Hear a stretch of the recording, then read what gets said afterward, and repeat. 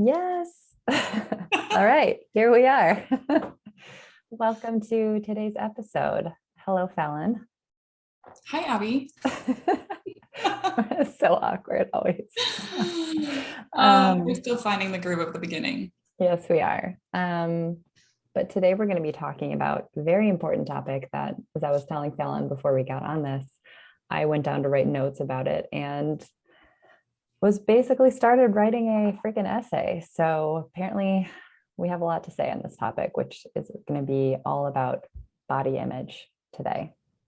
Yeah, I think we both have such a deep journey with our own body image, as well as guiding women through theirs, that it's going to be another episode that it'll be interesting how to tie this up.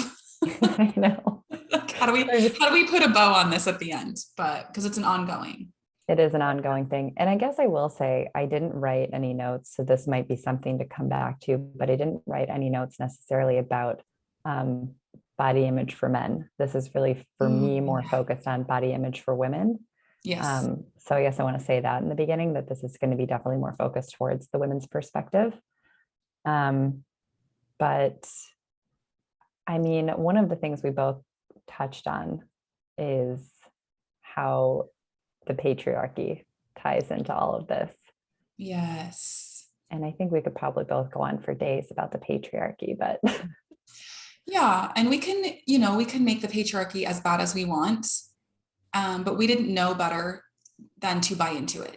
Yeah. So there's also this self-responsibility that we get to take, that like, okay, yes, this is the pressures that we receive from society and the patriarchy, and that women needed to act and look and be a certain way to be accepted or have value. And also we all unconsciously chose that because we didn't know better. And now that we know better, we get to pull that responsibility back and really do our self-love and like really the nurturing of what we most need around body image, because it is such a vulnerable, I mean, even still, I think for both of us and for many women, as much as we've really deepened into the appreciation of our bodies, it's still really sensitive and really vulnerable and can bring up a lot. So as you listen, I think just notice what's happening in your body as you're listening to this, notice what's coming up, and just stay really present and love on you through this, but also, step into this more.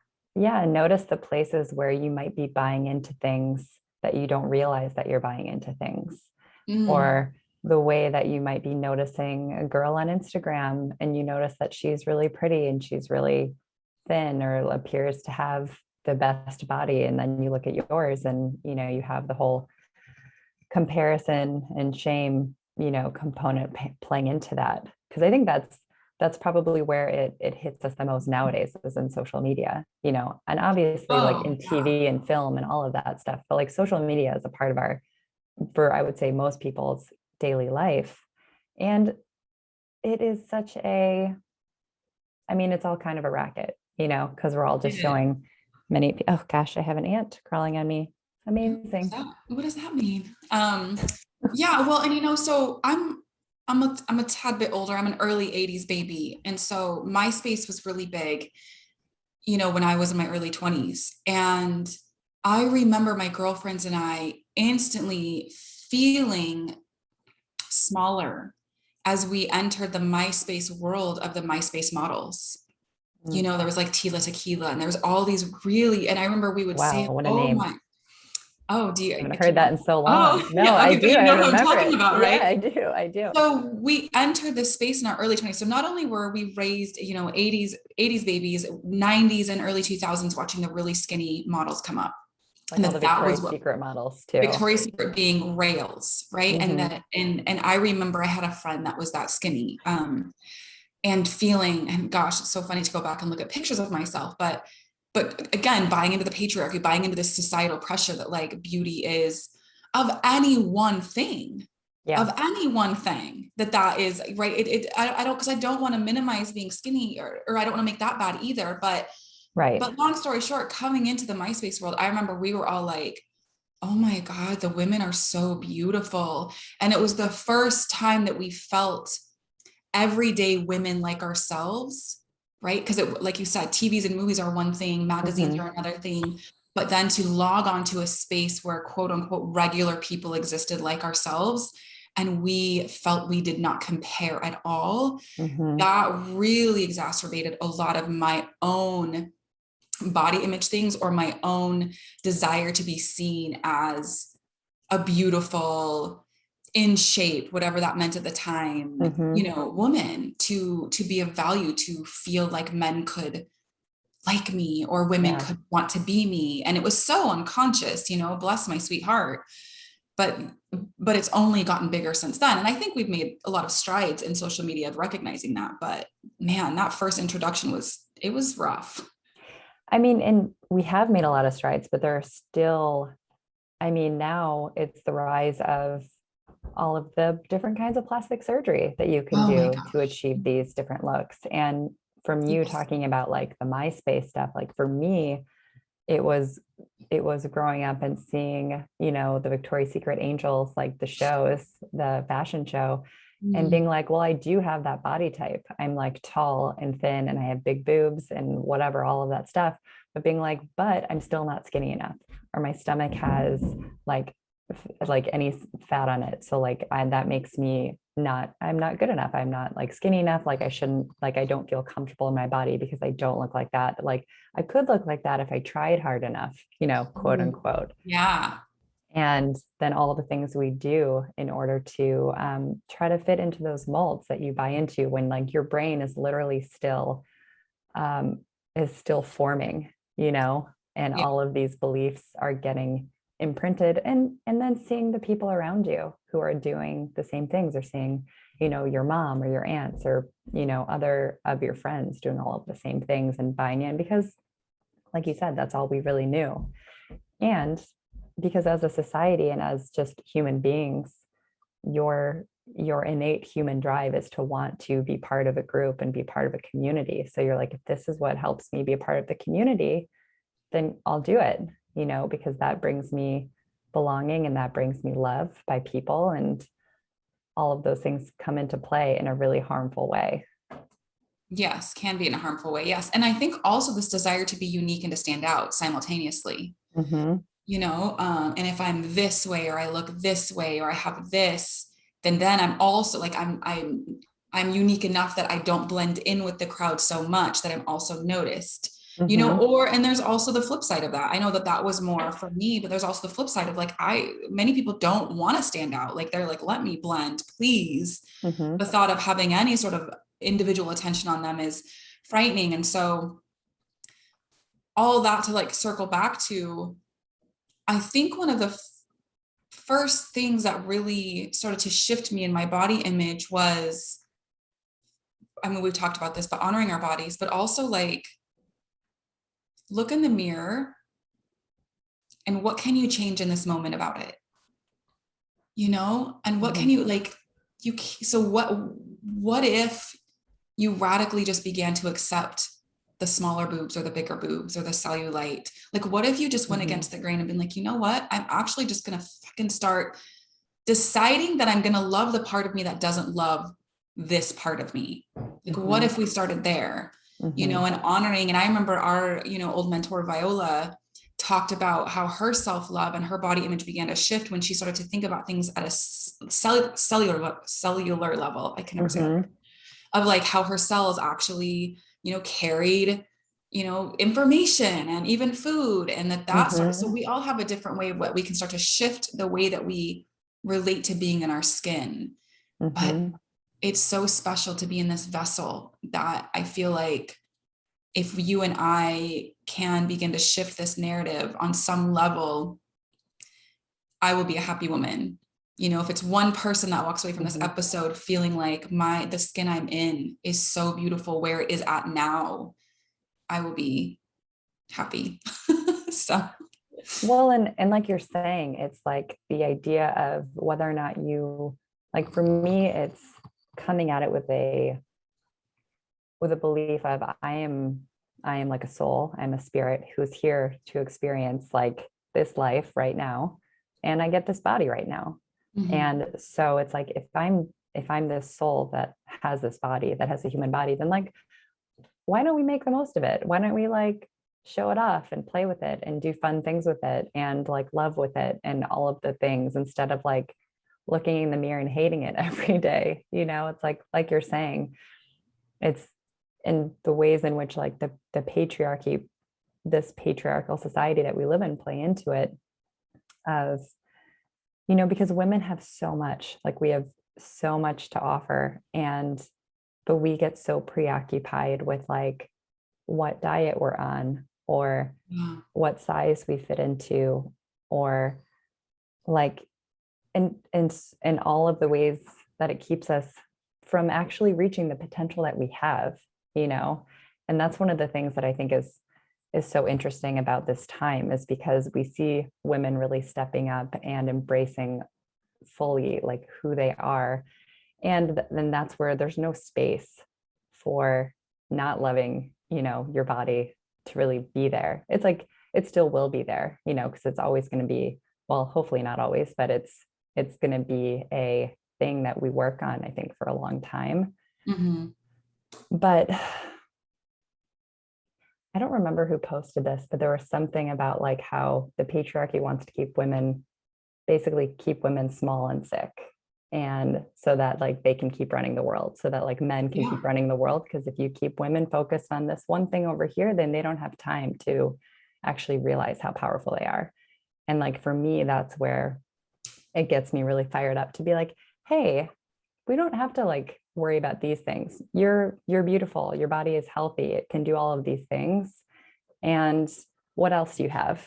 Like, what else do you have to offer the world and the people in your life? Yeah. Well, yeah. And the wounded masculine, right? Like when we're talking about the patriarchy, it's not men. And I mean, I know that you right. represent, like you've got an amazing fiance now, who supports and all of that, but it's the wounded masculine who is so scared of the divine feminine being coming to rise in her own power, her own trust of self, her own, like, what if she actually loved herself? And the thing is, I actually think underneath a lot of this, like as we're talking, because I'm tuning into different energies, right? Of like, of women that I know and old clients, and of, it actually feels dangerous to decide that you are going to love your body and celebrate your body, because then who are you in that? Then you're not playing small. And then, it goes back to like what you said. Then what if I'm not accepted and people think I have a chip on my shoulder? And so there's also the flip side of subconsciously, it might be the way that you're trying to stay relatable. Yeah, of course.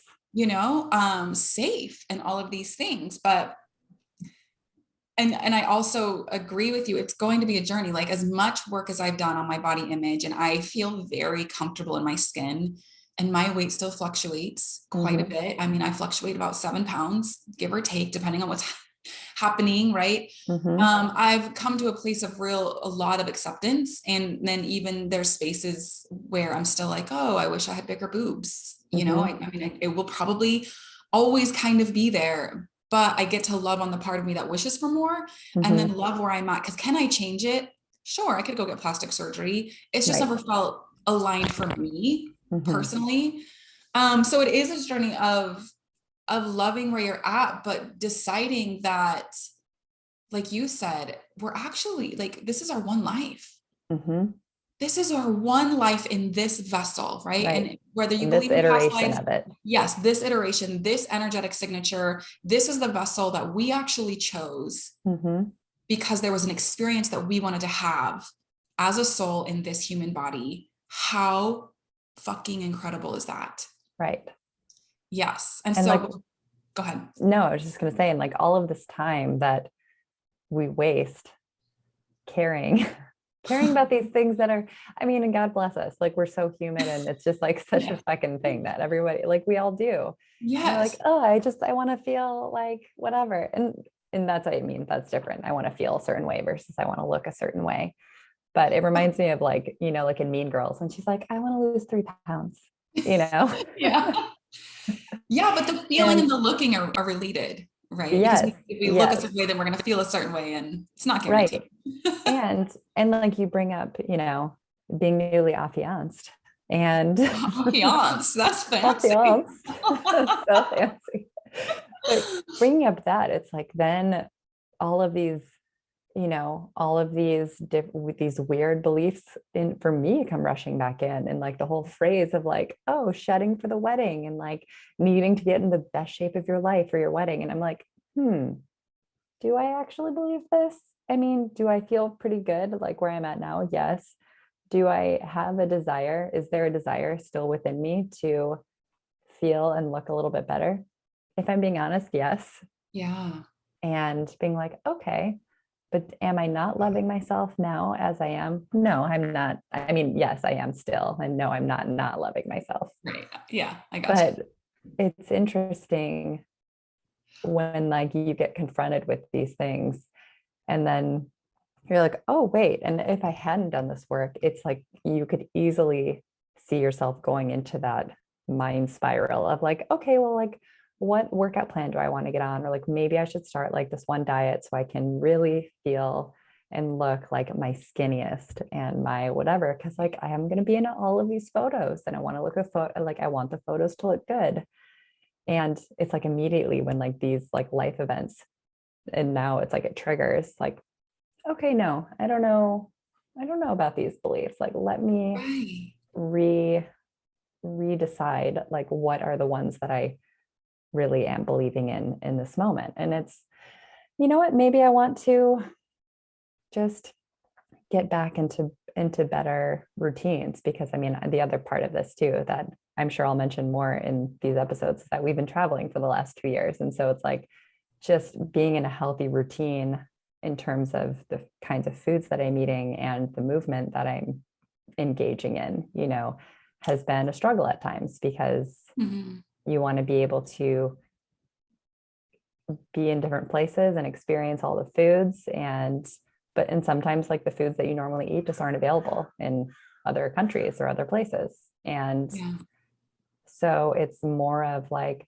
okay, well, while I'm here, how do I want to nourish myself in the best way possible, versus how do I want to get as skinny as possible so that I look the best on the day? Yes. Nourishment over everything. Yes. What does that mean? Over what does everything. It feel like for you? What does nourishment mean to you as an individual? Unplug from social media, unplug from everything around you, and tap into your body and yourself and ask, what does nourishment mean for me? And what does that look like? Because it's not going to be just what you eat, right? A diet is not something you're on and off. A diet is as a way of life. But something I also, as I'm listening to you speak, it reminds me, it was just only a couple of days ago. And I've been doing this on and off, is reminding myself that I am a miracle. Like I look at my daughter, because I will reflect back to you or share with you, when you become a mother, the same thing happens, is the quote unquote bounce back. Like how, especially if you've already been in shape before you've had a child, you have a child, you're like, oh, there's this bounce back. Or get your body back. Yeah, it's exactly. Like, I didn't lose it. Yeah, it's still here, and it just formed life over 10 full moons. So, and I pushed it out, and I did all the things, and I breastfed, and I had you get the baby blues, and like, there's so much that we're just focused on the superficial of, I have more worth in society if I can get my pre-baby body back. And it's like, what does that even mean? Because you're never going to be pre-baby again. Right. You're always going to be post-baby.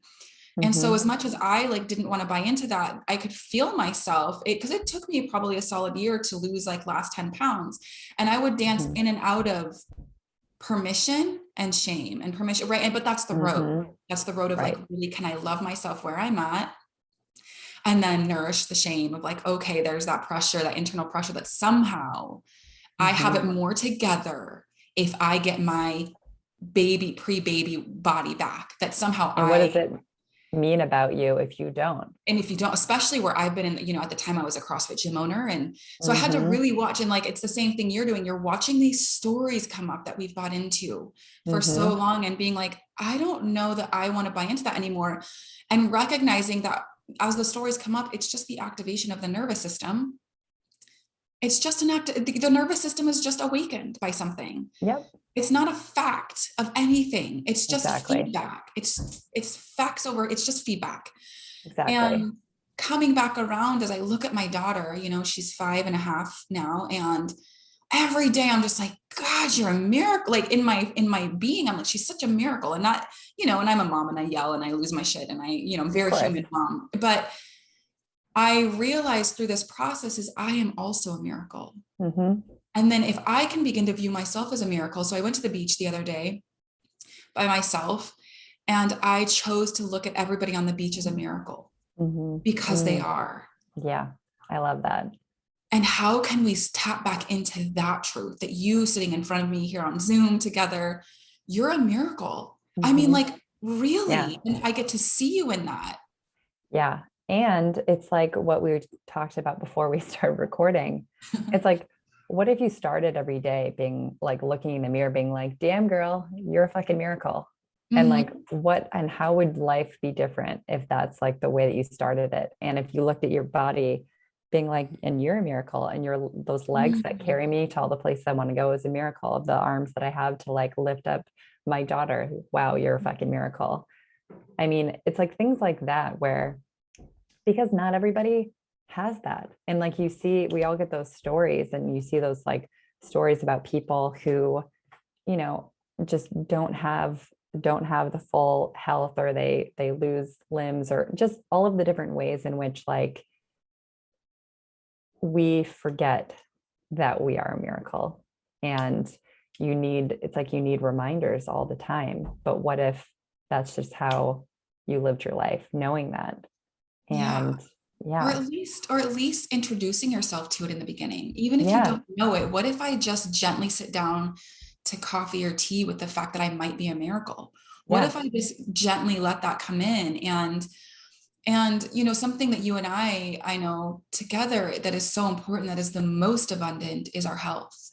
You know, and that everybody looks, if I compare, you know, I'm 5'7", roughly 160 pounds, which really the numbers are nothing but just some sort of context to you know, whatever, how I show up in this gravity of Earth.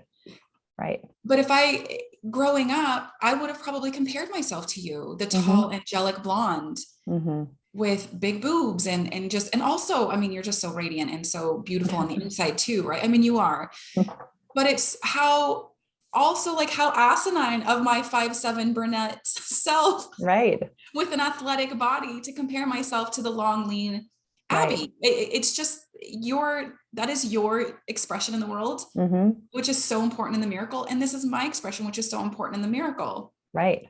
Exactly. And all of that being said, I would be the same way on the other side, because we always want the things that we always covet, like the things that we don't have, instead of like looking down and being like, damn, this is pretty fucking amazing here, you know? Yes. And because I could look at you and be like, oh, wow, like somebody who actually can have like muscles, what would that be like? Who looks like really strong and has like a butt. I'm like, all of the, you know, like Jameson and I will talk about this all the time, and he'll be like, well, you know, if you like, this is, you know, classic man thing to say too, being like, well, you know, if you could like build it up. And I'm like, yeah, I could, but like, I could do it in a way that like was healthy. But like, is this my body type? Not really. Sure. I could make it more muscular, but like, is it ever, it's never going to be what somebody else's is. And what is the energy you would be doing it from? Yeah. The energy of you. So it's one thing, like, I love to lift weights and work out because there's a moving meditation in it for me. There's a connect to my power, where I have always been a little bit more of a pleaser and played small in a lot of different ways. There's a connection to my power in it. But I would also be lying if I said that there weren't times in my life where I did it from, I need to do this because I'm not enough now, and this will help me feel like enough. So it's really tapping into the energy in which you're doing. It's like, if you wanted to go and build a butt, a bigger butt than what you have now, then sure. If that was like something that was like, this feels felt really very important to me.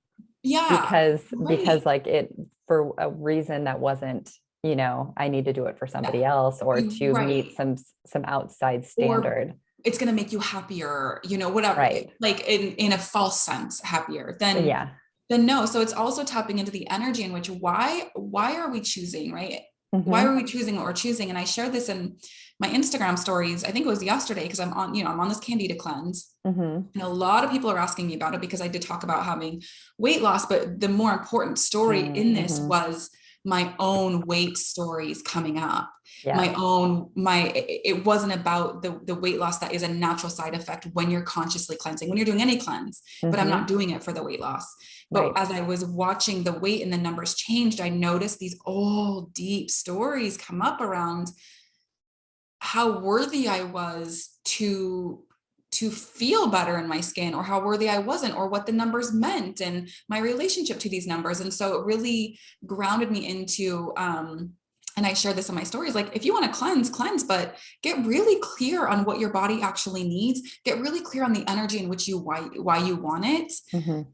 If it's just to get skinny, to lose weight, it's not going to ever be sustainable. Yeah. Yes. Yeah. No. And I was going to say, like, in that same vein, with all of this, with all of the wedding stuff happening and feeling like, okay, well, if I want to get into more of like a good movement routine for myself, you hear it in your head being like, well, if I wanted to lose weight, then I would do more HIIT workouts, or I would do more workouts that were like this. But I'm like, okay, what are the ways of moving that feel really good to me? Nourishment. And like, that's like right now, that's like Melissa Wood workouts. Fucking love her. They're like very like Pilates, yoga, the ones that like make me actually tune into my body, feel the energy moving through it, make me feel very grounded, very centered. Do they burn the most calories? No, they do not. But do I wake up? Do I find myself throughout the day noticing that I'm sitting taller, that like my core feels stronger, that like my whole body is tired, but it's not like, it's like a different kind of tired. And you just feel like, oh, wow, I'm using all of my body in this way that feels really good. But am I focused on like losing weight as quickly as possible, or doing all of the things that I know how to do? Because, being also in the coaching space and in the health and fitness, and we know all the ways to like lose weight in quick and unhealthy ways. And that's not what I'm here for. I'm here to feel good. That's the nourishment. That's the self-love. Exactly. That's the acknowledgement of, I'm not going to buy into, I need to burn as many calories as possible or lift as much weight as possible, or I'm actually, this is what I enjoy because of the way that it makes me feel. And the way that it makes my body feel, like all of my muscles and like, and my mind, like being like, oh, I feel grounded. I feel like I've done, like you were saying, with lifting weights, like you're doing a moving meditation. That's what it feels like. And this all brings me back to what we were talking about before we hit record. You're right, is like Dr. Emoto's work. And you brought it up in the form of plants, but like Dr. Emoto in the way that you speak to water. And if you just Google Dr. Emoto and his work with speaking and listening to music, there's certain frequencies of music and the way that we speak to water, you actually see it change, and it looks very disharmonious in the negatives, right? Like the negative talk, the negative, even a negative emotion sent to it. And it's done with rice as well, like a rice jar with positive talk. And I think you said plants as well, right? Yeah, with plants, there was like this experiment where, people went and they talked to their plants and they're like, oh my God, you look so beautiful. You're blooming. I can't believe how fast you're blooming. So many more flowers this time. And then there was another plant that you were talking to that you were like, God, you're such an ugly plant. You're just all of these horrible things. And like that plant died, even though it got the same amount of sunlight and the same amount of water and had the same soil. But the one that you like spoke to with compliments and just like encouragement. And so it's like, imagine you looking in the mirror every morning being like, you're so ugly, versus, wow, you're a miracle. And like, imagine yourself speaking, like you're saying, like Viola, to every cell in your body being like, you are such a miracle. Oh my God. Like, thank you for doing all of the things that you do to keep me healthy, to keep me going. And it's just such a different energy that you're embodying from like a baseline, Yes, I love that. Like building a new homeostasis. Exactly. And that's something my mentor talks about a lot, is our homeostasis is actually of divine health.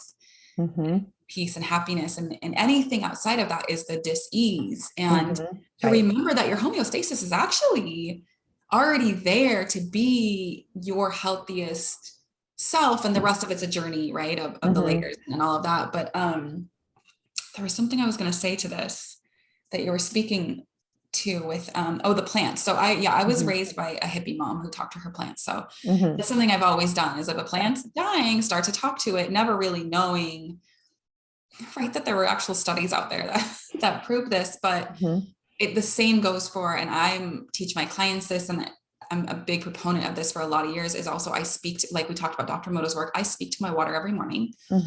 And my food when I remember. Like sometimes I don't remember to talk to my food, but also like the way that you speak to living things that you're getting ready to put into your body. Exactly.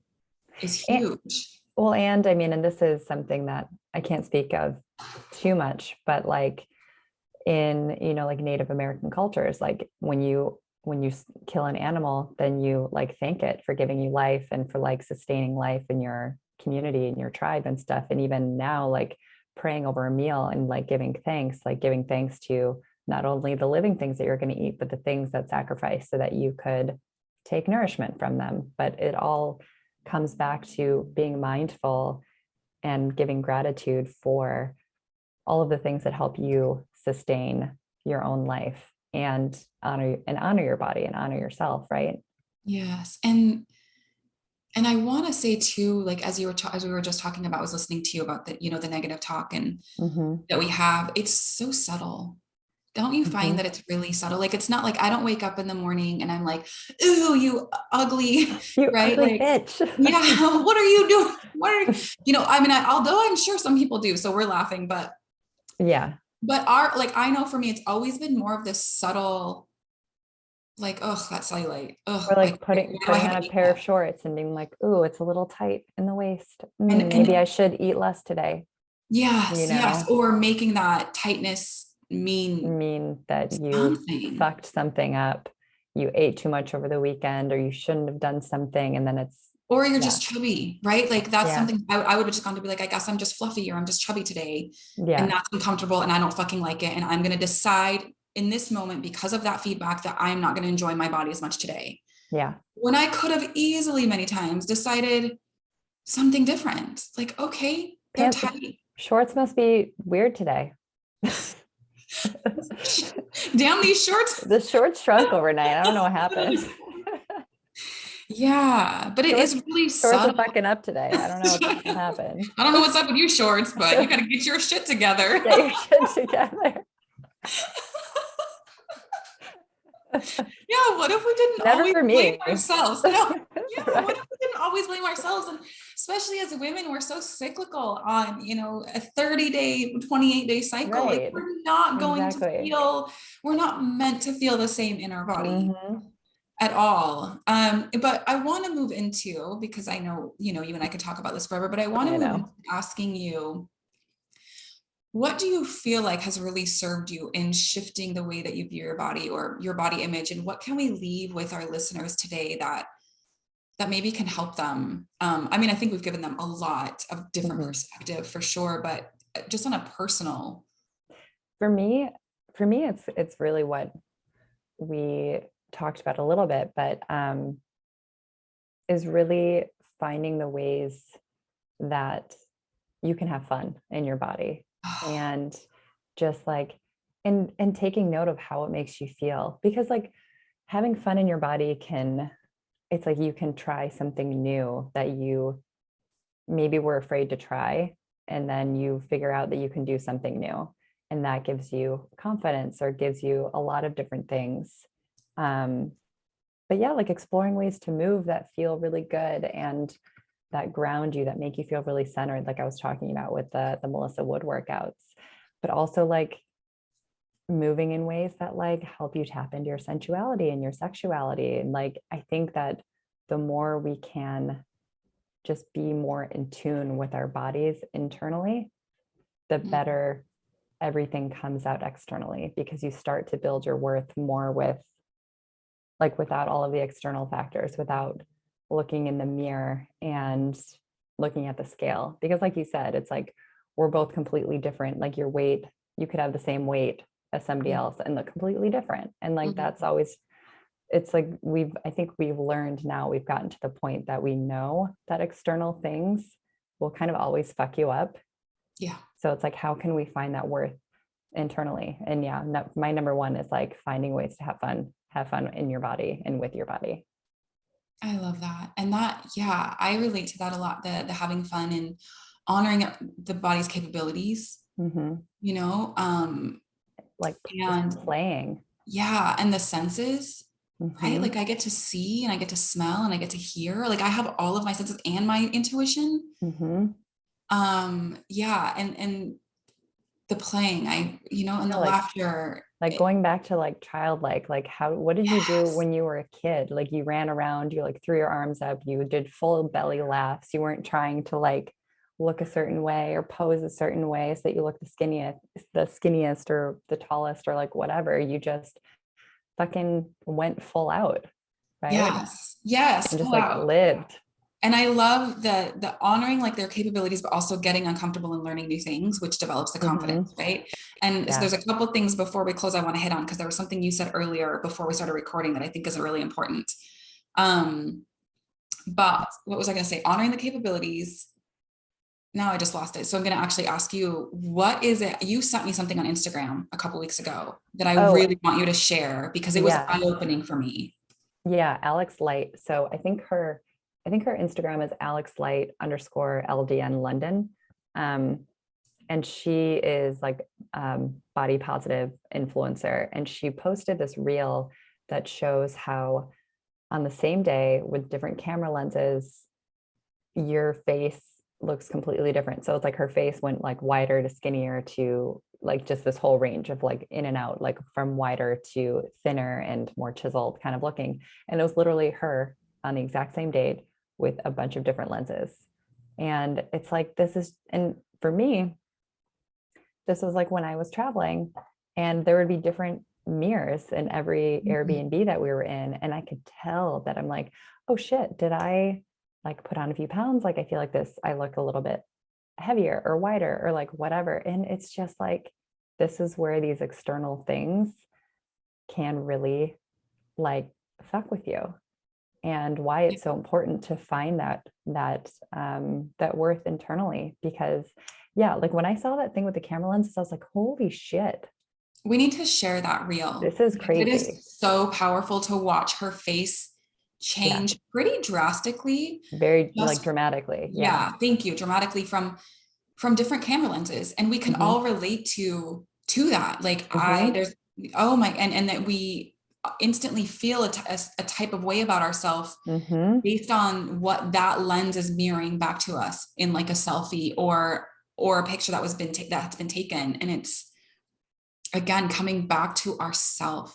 Coming back to ourself, trusting ourselves, trusting and loving us where we're at now, and remembering that a camera can catch our essence, but not as much as we can ourselves. No, exactly. A lens can never really reflect back to us our full truth and the full miracle of who we are.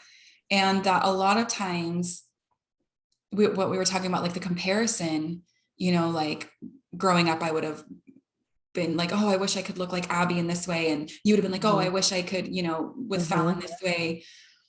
A lot of times what we feel another person has is also what they actually love about themselves and what we don't love about ourselves. And it's just the mirror of, she actually is she's not insecure about that piece of her, whether it's physical or like her groundedness, right? Like you might feel a really grounding power in another woman, and you might feel really not like powerless around her. Right. And it's because it exists, the reminder, it exists within us. And it's the things that I think we covet about other people are the things that are really wanting to be more expressed within ourselves. Yeah. And so coveted as well in ourselves. Exactly. And I think the more that we can move toward recognizing and tuning in with our internal worth, our internal like body worth, and the more we can also recognize it in other women, recognize all of the parts. Like we always like to say, all of the parts outside of just the physical, all of the ways that in which like women come to the table, and it's not just their size, it's their, their energy, their presence, their confidence, it's their intelligence, their humor, yes, their all of the wittiness. things. Yeah, their goofiness, their imperfection, all of the things that we can honor within each other, I think is one of the most important things. And I did want to say, just on that note, the Ruby Kaur poem that is one of my favorites. Let me pull that up, which is, I want to apologize to all the women that I have called pretty before I've called them intelligent or brave. I'm sorry I made it sound as though something as simple as what you're born with is the most you have to be proud of when your spirit has crushed mountains. From now on, I will say things like, you are resilient or you are extraordinary, not because I don't think you're pretty, but because you're so much more than that. I think that's the best note to leave this on. Me too. I love you. I love you too. And we love you. We love you. Everyone listening, we love you. And we'd love to hear anything that this brought up for you, any experiences that you've had with playing with your own body image, or struggling with it, or where you're at in your own journey. We'd love to hear you. We'd love to support you. Absolutely. Would love to support you, because we know the road all too well. And you're advocates of leaving none of us behind. Exactly. We love all parts of you. Yes. Amazing. All right. Beautiful. Yay. See you guys next time. Bye. Bye.